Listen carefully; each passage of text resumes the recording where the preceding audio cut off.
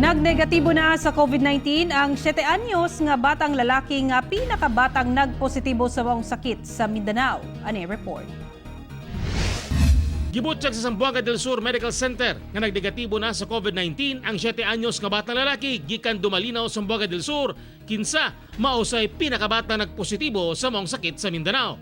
Miagi na sa iyang ikaduhang swab test ang pasyente nga na-confine sa isolation area sa Zamboanga del Sur Medical Center ug migawas ang resulta niadtong Lunes. Nagnegatibo sab sa sakit ang inahan ini nga nahimong watcher sa bata. Na-discharge na ang mag-inahan apan mopailam una sila sa 14-day quarantine silang balay. Nga nag-negative na siya. Tinuod na siya nga balita uban sa iyang mama nga iyang watcher di-appeal ko na swab test, negative po siya. So ang mag-ina, i-test na to, negative. Ang 7 anyos nga batang lalaki ay katulong ng negatibo sa COVID-19 sa probinsya sa Zamboanga del Sur. Una nang nagnegatibo ang laing duha ka kaso sa COVID-19 sa Pagadian City ug Labangan, Zamboanga del Sur. But pasabot, wala na COVID-19 patient sa Zamboanga del Sur.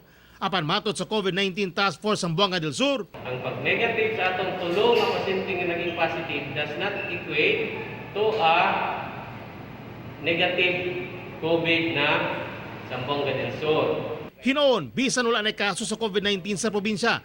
Magpadayon gihapon ang enhanced community quarantine base sa bagong memorandum order nga gipagawas ni Governor Victor Yu nga nagmando sa hugot kapag patuman sa guidelines sama sa social distancing ug proper hygiene ug hand washing. The best solution gyapon is stay at home sa yun karon. No? So kanitanan gihimo namo ning enhanced quarantine para gyapon ni sa ato tanan. Ako si Teco Campo para sa One Mindanao.